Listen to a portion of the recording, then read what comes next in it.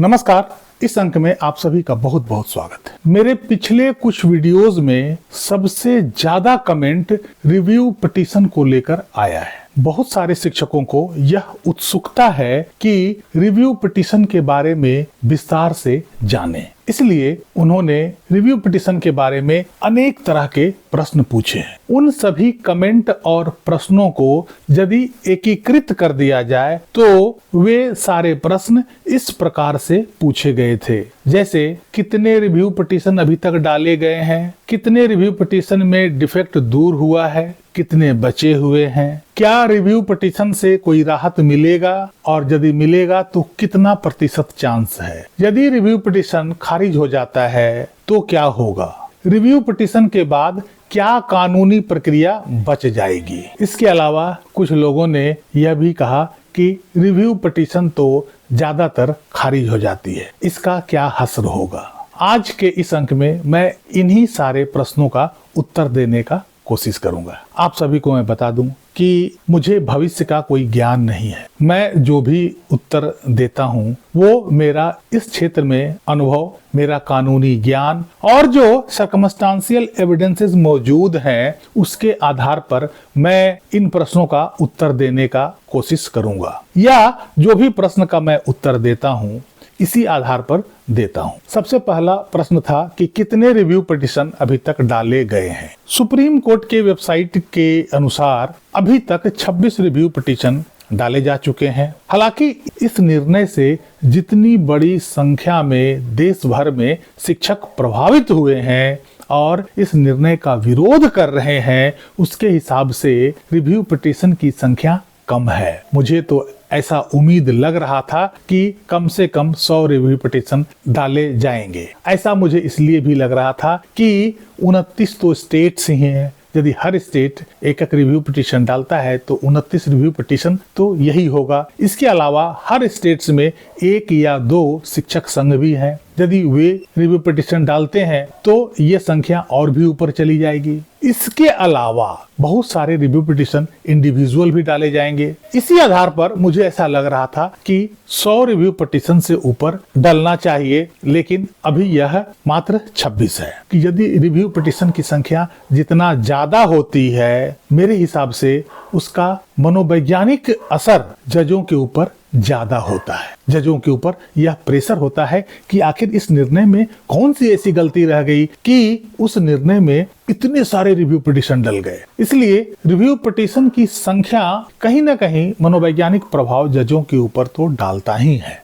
इससे अधिक writ petition वक्फ board के कानून के खिलाफ डल गया था। बहरहाल जितने भी पिटीशन अभी तक डले हैं उनकी भी यदि ठीक से सुनवाई हो जाती है तो काम बन जाएगा। दूसरा प्रश्न है कि कितने रिव्यू पिटीशन में डिफेक्ट को दूर कर लिया गया है और इसकी सुनवाई कब तक होगी। पिछले एक वीडियो में मैंने इसके बारे में डिटेल में बताया था कि लगभग 50% रिव्यू पिटीशन में अभी भी डिफेक्ट बाकी है और 50% में डिफेक्ट दूर कर लिया गया है। वही स्थिति आज भी बनी हुई है। हो सकता है कि कुछ पिटीशन में डिफेक्ट दूर कर लिया गया हो, लेकिन सुप्रीम कोर्ट के साइट पर वो अपलोड नहीं हुआ हो या अपडेट नहीं हुआ हो। हालांकि शीतकालीन अवकाश के दौरान भी सुप्रीम कोर्ट की रजिस्ट्री खुली होती है, उस समय भी डिफेक्ट को दूर किया जा सकता है, ऐसी कोई मनाही नहीं है। लेकिन अभी तक तो सुप्रीम कोर्ट के साइट पर लगभग वही दृश्य दर्शा रहा है जो पहले मैंने बताया हुआ है। और जब तक इन सभी रिव्यू पिटीशन में डिफेक्ट दूर नहीं किया जाता है, इसकी लिस्टिंग की संभावना नहीं बनती है। मैं उम्मीद करता हूं कि इसका डिफेक्ट बहुत जल्दी दूर कर लिया जाएगा और कोर्ट में लिस्ट होने के लिए यह तैयार हो जाएगा। फिर भी जनवरी एंड से पहले इसकी लिस्टिंग होने की संभावना नहीं बन रही है। अगला प्रश्न $1 मिलियन प्रश्न है। क्या रिव्यू पिटीशन से राहत मिलेगा? कितना प्रतिशत चांस है? मेरा अनुमान है कि राहत अवश्य मिलेगा। आज जज खुद प्रेशर महसूस कर रहा है। किसी भी जज के निर्णय में यदि इतने सारे रिव्यू पिटीशन दाखिल किए जाते हैं तो उस जज के ऊपर अलग प्रेशर क्रिएट होता है। आप सजल देव के केस के हियरिंग के दौरान जज साहब ने जो कहा था उसे याद कीजिए। दीपांकर दत्ता साहब ने कहा था कि इस केस की सुनवाई रिव्यू पिटीशन के बाद करेंगे। बहुत सारे रिव्यू पिटीशन लगाए गए हैं, पहले उसे हम देख लेते हैं। आप सोचिए कि अभी रिव्यू पिटीशन कोर्ट में लगा नहीं था, फिर भी जज साहब को यह पता था कि बहुत सारे रिव्यू पिटीशन इस निर्णय में दाखिल किए जा रहे हैं और कहीं ना कहीं मनोवैज्ञानिक प्रेशर उनके ऊपर था और इसीलिए इस रिव्यू पिटीशन के बाद ही सजल देव का केस का डेट लगाया गया था। लेकिन अनफॉर्चुनेटली जिस रिव्यू पिटीशन पर आज से 2 महीना पहले ही सुनवाई हो जानी थी, आज तक वो डिफेक्ट में ही पड़ा हुआ है। कमजोरी हमारी है, शिक्षकों की है, शिक्षक संघों की है, राज्य सरकारों की है। इससे शिथिलता दर्शाता है। यह दर्शाता है कि आप इस इशू को लेकर कितने गंभीर हैं और आपका लैक ऑफ कमिटमेंट भी यह पूरी तरीके से दर्शाता है। आपको मैं बता दूं कि हमें इस रिव्यू पिटीशन को फाइनल मैच की तरह देखना होगा और ऐसा फाइनल मैच जिसमें अपनी जीत पक्की करनी होगी, इसमें कोई कसर ना रह जाए, ऐसा हथकंडा अपनाना होगा। इस तरह से हमें प्लानिंग करनी होगी कि हमारी जीत सुनिश्चित हो सके और इसके लिए अच्छे से अच्छे सीनियर वकील को खड़ा करना होगा जिनका फेस वैल्यू सुप्रीम कोर्ट में और उस जज के सामने बेहतर हो। सुप्रीम कोर्ट के टॉप 10 सीनियर एडवोकेट में से किसी को खड़ा करना होगा। राज्य सरकार तो उन्हीं एडवोकेट को खड़ा करेंगे जो उनके पैनल में है, लेकिन शिक्षक संघ बड़े से बड़े वकील को खड़ा कर सकते हैं। लेकिन अभी तक किसी शिक्षक संघ द्वारा यह डिक्लेयर नहीं किया गया है कि उनके तरफ से किन अधिवक्ता को ऑथराइज किया गया है, किन को इंगेज किया गया है। यदि किसी सीनियर अधिवक्ता को इंगेज करते हैं तो उन्हें कम से कम 1 सप्ताह पहले इंगेज करना होगा ताकि हर सीनियर एडवोकेट इसके लिए अच्छी तरह से प्रिपेयर हो जाए। हर सीनियर अधिवक्ता के ऑफिस में उनका अपना एक रिसर्च टीम होता है। यदि आप 1 सप्ताह पहले उनके पास इस मैटर को लेकर जाएंगे तो उनके अपने रिसर्च टीम द्वारा इस संबंध में सारे पॉइंट्स ऑफ आर्गुमेंट बनाए जाएंगे। इस संबंध में लाइन ऑफ आर्गुमेंट क्या होगा उसके बारे में तैयारी होगी और इस संबंध में जितने भी निर्णय सुप्रीम कोर्ट द्वारा दिया गया है उसको निकाला जाएगा और पूरी तैयारी की जाएगी। यदि आप थोड़ा सा भी लापरवाही करते हैं और पूरी तैयारी के साथ नहीं जाते हैं तो मामला गंभीर हो सकता है। आपने पिछले एक रिट पिटीशन जो यूटा द्वारा डाला गया था उसमें लापरवाही का हस्र आपने देखा है। पिटीशन लगते ही डिसमिस हो गई थी। इसलिए लापरवाही का कोई चांस नहीं छोड़ना होगा। पूरी मुस्तैदी के साथ जाना होगा, पूरी तैयारी के साथ जाना होगा। यदि आप इतने तैयार होते हैं तो जीत सुनिश्चित है और यदि आप थोड़ा सा भी लापरवाही इसमें बरतते हैं तो बहुत बड़ा नुकसान हो सकता है और ये लापरवाही बहुत भारी पड़ सकती है। अगला प्रश्न है कि यदि रिव्यू पिटीशन खारिज हो जाता है तो रिव्यू पिटीशन के बाद क्या कानूनी प्रक्रिया बच जाएगी। वैसे तो मुझे जहां तक उम्मीद है कि रिव्यू पिटीशन में कुछ न कुछ हल अवश्य निकलेगा। लाखों शिक्षकों की जिंदगी का सवाल है, इतना आसानी से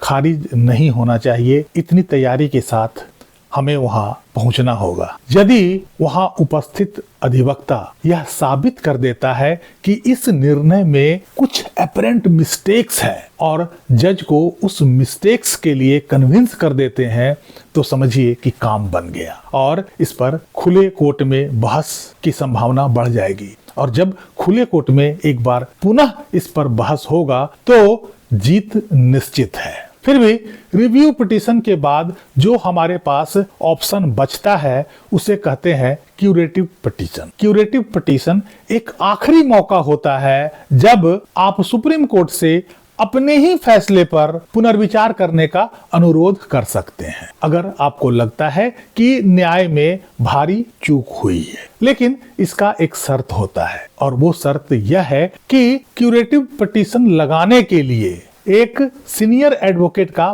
प्रमाण पत्र आवश्यक होता है जो यह प्रमाणित करता है कि मामला क्यूरेटिव पिटीशन के शर्तों को पूरा करता है। अर्थात उस सीनियर एडवोकेट यह प्रमाणित करेगा कि यह मामला क्यूरेटिव पिटीशन के लिए फिट है, तभी किसी निर्णय में क्यूरेटिव पिटीशन को दायर किया जा सकता है। अगला प्रश्न है कि रिव्यू पिटीशन तो ज्यादातर खारिज हो जाते हैं, इसका क्या असर होगा? जी हाँ, सुप्रीम कोर्ट का रिकॉर्ड तो यही कहता है कि ज्यादातर रिव्यू पिटीशन खारिज ही होते हैं। लेकिन मैं आपको बता दूं, कई ऐसे महत्वपूर्ण केसेस हुए हैं जहां रिव्यू पिटीशन के माध्यम से निर्णय को बदला गया है। रिव्यू पिटीशन में भारी सफलता मिली है, जैसे Bhushan power and steel limited के केस में, कर्नल सोफिया कुरैशी के केस में, 2025 में एक बच्चे के कस्टडी के मामले में जो 498A का केस था, राजेश शर्मा बनाम स्टेट ऑफ यूपी के केस में, पिछले कुछ दिनों पहले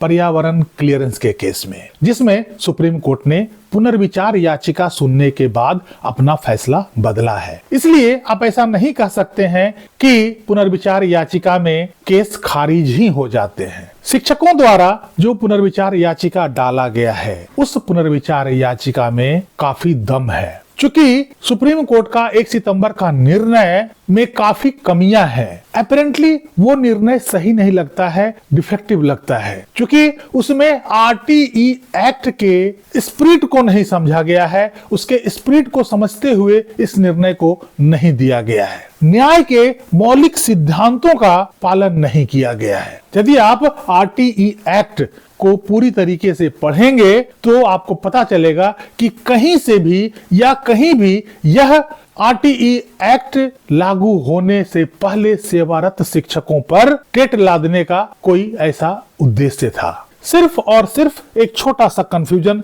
2017 के अमेंडमेंट में था, लेकिन उस कंफ्यूजन के आधार पर इतना बड़ा निर्णय नहीं दिया जा सकता है। उस कंफ्यूजन को दूर करने के लिए पूरे एक्ट को समग्र रूप से विस्तार से समझना आवश्यक होता है। इसलिए मैं कहता हूं कि जिस दिन इस पर लंबी सुनवाई हुई और RTE एक्ट को लेकर लंबा बहस हुआ, उस दिन शिक्षकों की जीत सुनिश्चित है। बहरहाल मुझे उम्मीद है कि पुनर्विचार याचिका के संबंध में जो प्रश्न आप लोगों द्वारा पूछे गए थे, उस पर आज के इस अंक में मैंने चर्चा किया और मुझे उम्मीद है कि आप लोग मेरे उत्तर से संतुष्ट हो गए होंगे। फिर भी यदि कोई प्रश्न मन में रह गया है तो आप कमेंट में जरूर लिखिएगा। आप यह भी बताइएगा कि आप मेरे उत्तर से कितना संतुष्ट हैं। इस वीडियो को लाइक कीजिएगा, चैनल को सब्सक्राइब कीजिएगा। मिलते हैं अगले अंक में, तब तक के लिए जय हिंद, वंदे मातरम।